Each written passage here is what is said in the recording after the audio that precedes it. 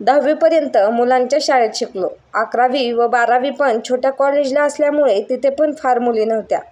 त्यामुळे मुलींमध्ये गेल्यावर त्यांच्याबरोबर कसे बोलायचे, कसे वागायचे ह्याचा फारसा अनुभव नव्हता. 12वी मोठ्या कॉलेजला गेलो आणि FYच्या पहिल्याच दिवशी ती दिसली. तिकडे एका घोळक्यात थांबली होती. तिचं अतिशय सुंदर, निरामय आणि मनमोकळं हास्य पाहून मनाला खूप छान वाटलं. जाऊन तिच्याशी बोलावंसं वाटलं. पण आम्ही इतके धीट कुठे? मनातली इच्छा मनातच दाबली आणि सगळे मुकाट्याने लेक्चरला जाऊन बसलो. तिच्याशी बोलण्याचा योग आला तो FYच्या वार्षिक परीक्षेच्या दिवशी. 1 वर्ष तिला लांबून बघण्यातच समाधान मानलं. खूप धाडसानं मी बोलायला पुढे सरसावलो आणि माझ्या तोंडातून एकदाचे शब्द फुटले. हाय, कसे गेले पेपर? मला इलेक्ट्रॉनिक्सचे दोन्ही पेपर फार अवघड गेले. गट्ट्यातून आता निकाल लागला की कळेलच कसे गेले होते ते. बाकी सुट्टीत काय करणार? ती बोलली. काही ठरवलं तर नाही, बघू. ओके बाय, मला जायचंय. बाय. मनात इच्छा नसून पण मला बाय करावे लागले आणि स्कूटीवरून ती निघून गेली. दोघांकडे भ्रमणध्वनी नव्हता, त्यामुळे सुट्टीभर काही संपर्क झाला नाही. अख्खी सुट्टी निघून गेली आणि परत एकदा कॉलेजचा दिवस उजाडला. आज ती दिसणार म्हणून मनातल्या मनातच मी खुश होतो. ती कुठे दिसतीये का बघायला मी गेटवरच थांबलो. ती आली. गाडी पार्किंगमध्ये नेताना तिने मला बघितलं आणि मस्त स्माईल दिली. ती आपल्याकडे बघून हसली. मी ह्या नशेत असतानाच ती गाडी लावून माझ्याजवळ येऊन थांबली. काय म्हणताय साहेब, इथे का थांबलाय? ह्यावेळेस तिने सुरुवात केली. मला एकावर एक सुखद धक्के बसत होते.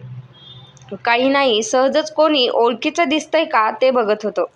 चल, जायचं वर्गात? हो चल, उशीर झाला आहे, लेक्चर चालू झालं असेल. आणि अशा प्रकारे संभाषणाला सुरुवात झाली. ती बोलायला सुद्धा खूप मस्त होती. तिचं बोलणं तासनतास ऐकावं असं वाटायचं.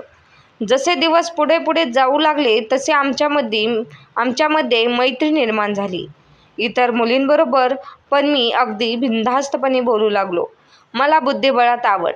स्पर्धा असल्याने लेक्चर बुडून मी त्या पत्र्याच्या आर्ट सर्कलच्या खोलीत जाऊन सराव करायला लागलो. साधारण आठवडा गेला असेल. तिने मला विचारलं, चल मी पण येते बुद्धी लावायला. अरे वा, चल की, एकदम आनंदानं उत्तर दिलं.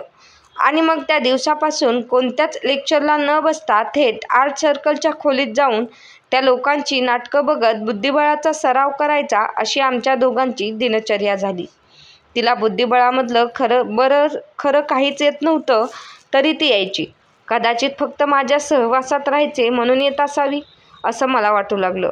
मग ती खास माझ्यासाठी डब्बा करून आणू लागली. आमच्यामधील नातं हे मैत्रीपुरतं उरलं नाहीये याची आम्हाला दोघांना जाणीव झाली होती. माझ्यासाठी एखादी वस्तू आवडणे हा अनुभव नवीन आणि फार वेगळाच होता. मी तिला विचारायचं ठरवलं. त्या दिवशी ती आली. थोड्याफार गप्पा झाल्या. काय रे, आज इतका गप्प का? काही होतंय का तुला? नाही ग, असंच मला काहीतरी बोलायचं होतं तुझ्याशी. अरे मग बोल की. असू दे ग, परत कधीतरी बोलीन. माझ्या मनात काय चालू आहे हे तिने बरोबर ओळखलं. तिला पण हे हवंच होतं की. चल आपण स्कूटीवर फिरायला जाऊयात, ती बोलली. मी मुकाट्यानं तिच्या मागे बसलो. तिनं गाडी पाशांच्या मस्त एरियात नेली. हा, तू काहीतरी बोलणार होतास? तिनं दिलेला सिग्नल न ओळखायला मी इतका वेडाण होतो.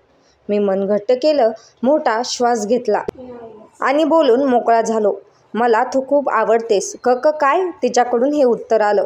मला जे बोलायचं होतं ते मी बोललो. आकाशवाणी एकदाच होते. चल आता, मला परत सोड कॉलेजजवळ. मी प्रचंड हिंमत दाखवून घाईमध्ये बोललो. तिनं गाडी बाजूला घेतली आणि माझ्या डोळ्यात डोळे घालून ती म्हटली, तिकडे रस्त्याकडे काय बघतोयस? माझ्याकडे बघ. मी हळूहळू नजर तिच्या डोळ्यांकडे नेली. हा, आता परत बोल, मगाशी काय बोललास? ती म्हणाली, मला तू खूप आवडतेस ग. तुझी खूप आठवण येते. तुझ्याशी बोललो नाही ना तर करमत नाही बघ. फार विचित्र वाटतं. तिच्या नजरेला टाळून मी एवढे बोललो आणि तिच्या उत्तराची वाट बघू लागलो. आपण फार मोठा घोटाळा केला असं मला वाटू लागलं. हे बघ वेड्या, हे बघ, वरती बघ माझ्याकडे. मग मी नजर हळूहळू तिच्या डोळ्याकडे नेली. मला पण खूप आवडतोस. मला पण तुझी खूप खूप आठवण येते रे. हे बोलताना तिची नजर हळूच बाजूला दुसरीकडेच गेली होती. तिचे शब्द कानावर पडताच माझा आनंद गगनात मावेनासा झाला. तिला कडकडून मिठी मारायची माझी इच्छा झाली, पण वेळ आणि जागा चुकीची असल्यामुळे ते राहून गेलं. गाडी परत फिरली. कॉलेजच्या गेटजवळ पोचेपर्यंतची ती 6-7 मिनिटे मी मनातल्या मनातच हसत होतो. स्वतःवरच मी प्रचंड खुश झालो होतो. ह्या गोष्टीला प्रपोज टाकणे हे म्हणतात हेही मला माहीत नव्हतं. तिने मला कॉलेजच्या दारात सोडलं. आता मात्र आम्ही दोघेही एकमेकांच्या नजरेत अगदी बिनधास्त बघत होतो. तोंडातून एकही शब्द न काढता सुद्धा आमच्यामध्ये प्रचंड मोठा संवाद चालू होता. मग कॉलेज 2ला संपले की घरी न जाता तिथेच 5पर्यंत गप्पा मारत बसायच्या. 5ला गणिताच्या क्लासला दोघांनी एकत्र तिच्या स्कूटीवरून जायचे. एव्हाना मी सायकल आणायची बंद केली होती. क्लासमधून घरी जाताना घरी पोचलीस की घरच्या फोनवर मिस कॉल दे असं सांगणं, बाहेर खाणं पिणं, खास करून विद्यापीठातल्या त्या कॉलेजच्या कॅन्टीनला जाऊन गप्पा मारणं, अशा काही गोष्टी अगदी नियमित चालू झाल्या. एक दिवस मी सहजच विचारलं, काय मग मी पहिलाच ना? तिला बहुतेक हा प्रश्न अनपेक्षित होता. ती गोंधळली. बराच वेळ झाला तरी तिच्या तोंडातून शब्द बाहेर येईना. आणि मग अगदी गंमत म्हणून सहजच विचारलेल्या माझ्या प्रश्नाबद्दल मला चिंता वाटू लागली. बराच वेळ झाला शांतता होती. परत एकदा मीच पाऊल उचलले. अगं बोल ना, काय झालं? कोणी असेल तर सांग प्लीज, लपू नकोस. आता मात्र ती खूपच गंभीर झाली आणि तिचे डोळे पाणावले. मला माफ कर वेड्या, मी तुझ्यापासून हे लपवून ठेवलं. मला एक जण आवडायचा याआधी, पण प्लीज आता तसं काही नाही आहे. आणि ह्या गोष्टीला आता बरेच दिवस झाले. मी ते विसरली आहे. भयान शांतता पसरली आणि ती बराच वेळ टिकून होती. वेड्या प्लीज काहीतरी बोल रे. मला तू खूप आवडतोस रे. खूप प्रेम आहे माझं तुझ्यावर. मला काय बोलावे ते कळेना. मी थोडी अधिक विचारपूस केली आणि माझ्या प्रत्येक प्रश्नाला तिने उत्तर दिलं. जणू काही मी तिला हे प्रश्न विचारीन हे तिला माहीतच असावं. प्रत्येक उत्तर माझ्या कानांमधून जाताना मला प्रचंड त्रास होत होता. तो 8 महिने बाहेर आणि 4 महिने पुण्यात असतो. भरपूर पगार आणि बरंच काही त्याच्याबद्दल ऐकायला मिळालं. माझ्या अंगावर वीज पडावी तशी माझी अवस्था झाली. मी अगदी सहज गंमत म्हणून विचारलेल्या प्रश्नाला इतकं वेगळं वळण मिळेल असा मी विचारही नव्हता केला. मी माझी सॅक घेतली आणि मी एक शब्दही न बोलता तडकाफडकी तिथून निघून गेलो.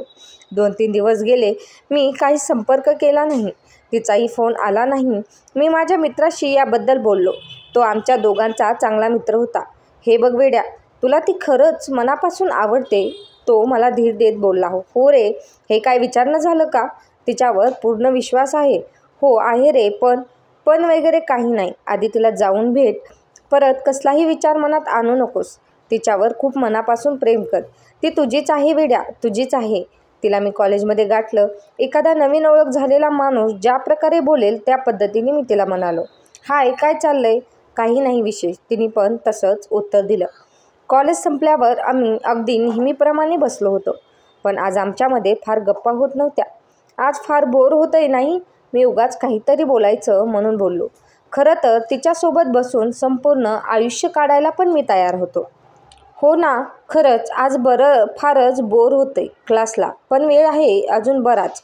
चल आपण कुठेतरी जाऊयात. कुठे जायचं? मला फार काही माहीत नाही ह्या एरियामधलं. प्लीज विद्यापीठ नको. तिथे जाऊन मला कंटाळा आलाय. मी पण माझं मत मांडलं. वेड्या माझ्या घरी येतोस? इथे जवळच आहे. चल जाऊ, बस मागे. माझ्या उत्तराची वाट न बघताच तिनं गाडी सुरू केली. मी मख्खासारखा मागे बसलो आणि गाडी निघाली. तिच्या भावाशी आणि आईशी आपण काय बोलणार आहोत ह्याची मी तयारी सुरू केली. आम्ही घरी पोचलो. घरी कोणीच नव्हतं. मी एक सुस्कारा सोडला. तिने मस्त चहा आणि मॅगी करून आणली. आम्ही पहिल्यासारखे बोलत नव्हतो आणि ह्याची जाणीव दोघांनाही होती. मॅगी खाता खाता एकमेकांना नजर भिडली. मॅगीची प्लेट मी अलगद बाजूला ठेवली आणि तिच्या जवळ जाऊन तिला कडकडून मिठी मारली. तिला पण खूप आनंद झाला. झालं गेलं सगळं विसरायला झालं आणि आमची गाडी परत एकदा सुरळीत चालू झाल्याची जाणीव आम्हाला झाली.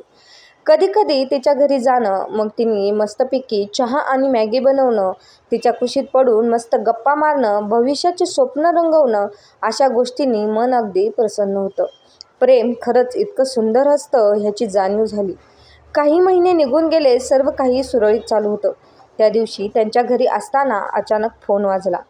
तिने उचलला आणि ती खूप खिन्न झाली. फक्त ठीक आहे, येते लगेच असं ती फोनवर बोलली. तिनं पटापट आवरायला घेतलं आणि आवरताच ती मला बोलली, चल वेड्या मला जायला लागेल. फोनवरील व्यक्ती कोण होती हे मला कळू शकले नाही. अगं काय झालं? असं अचानक कुठे निघालीस? कोणाचा फोन होता? तुला सांगायलाच पाहिजे का कोणाचा फोन होता? असा तिने उलट प्रश्न केला. हो, मला सांगायलाच पाहिजे. मला ते न जाणून कशी चैन पडली असती? तो पुण्यात आलाय, त्यानं मला त्याच्या घरी बोलावलंय. काहीतरी काम आहे म्हणे. माझ्यासाठी हा प्रचंड मोठा धक्का होता. तरी पण मी स्वतःला सावरत मन खंबीर केलं. माझ्या भावना चेहऱ्यावर न आणण्याचा मी आटोकाट प्रयत्न केला. ठीक आहे, जा. तिला नाही म्हणून मला उगाचच वाईटपणा घ्यायचा नव्हता. का कोणास ठाऊक, पण आमच्या नात्याचे अस्तित्व आता फार काळ टिकणार नाही असं मला उगाचच वाटलं. त्या दिवसापासून ती माझ्याशी आधीसारखी बोललीच नाही. तिच्या डोळ्यात सतत काहीतरी लपवत असल्याची भावना मला स्पष्ट दिसायची. माझं मन ह्या प्रकारानं फार चिरडून निघत होतं. त्या दिवशी ती फार वेगळी दिसत होती. रडून रडून डोळे सुजले होते. ती बहुतेक मनाचा पूर्ण निश्चय करून आली असावी. क्लास संपल्यावर तिनं मला थांबवलं. गप्पा मारत मारत आम्ही पुणा हॉस्पिटलच्या पुलावर जाऊन उभं राहिलो. वेड्या, तुला काहीतरी सांगायचंय रे. मला कल्पना आली आहे, बोलून टाक. मी अतिशय घट्ट मनानं तिला बोललो. तिला असा दाखवायचा प्रयत्न केला की मी तिला काही पण बोललो तरी मी अतिशय कठोरपणे ते पचवून घेईन. मी त्याच्याशिवाय नाही रे जगू शकत. I am sorry. प्लीज मला माफ कर, प्लीज. माझी स्वतःवरच खूप चिडचिड झाली. काही न बोलता मी उलटा फिरलो. माझ्या हाताश हरलेल्या मनाला सावरत घरी पोचलो. वरच्या खोलीचे दार लावून ओक्साबोक्शी रडत बसलो. तिने जे काही केलं हे तिलाच नीट कळलं नव्हतं. असं म्हणून मी मनातल्या मनात तिला माफ करून टाकलं. पाकिटामधून तिचा फोटो काढला. कसलाही विचार न करता मी ते फोटोचे असंख्य तुकडे केले. आमच्या प्रेमाची गाडी रुळावरून माझ्या डोळ्यासमोर घसरली आणि मी मात्र बघतच राहिलो. असेच दिवस जात राहिले. परत तिच्याशी बोलण्याचा फारसा प्रयत्न केला नाही. तिला मनात खोल कुठेतरी गाडून टाकलं. अजून पण अधूनमधून मेसेज आणि क्वचित कधीतरी फोन पण होतो. हे बरोबर नाही आहे हे माहीत असून पण मेसेज जातोच. नंतर अनेक मुली भेटल्या पण मनापासून कोणी आवडली नाही. मी पण शोधायचा प्रयत्न केला नाही. कधी कधी स्वतःच्या परिस्थितीवरच हसू येतं. एक वेळ अशी होती की माझ्याकडे गाडी नव्हती, पैसे नव्हते, पण ती होती. आणि आता माझ्याकडे गाडी आहे, पैसे आहेत, पण प्रेम करायला ती नाही आहे. काही लोक म्हणतात पहिलं प्रेम तेच खरं प्रेम, बाकी सगळी मजबुरी. सध्या तरी हेच बरोबर वाटतंय. धन्यवाद.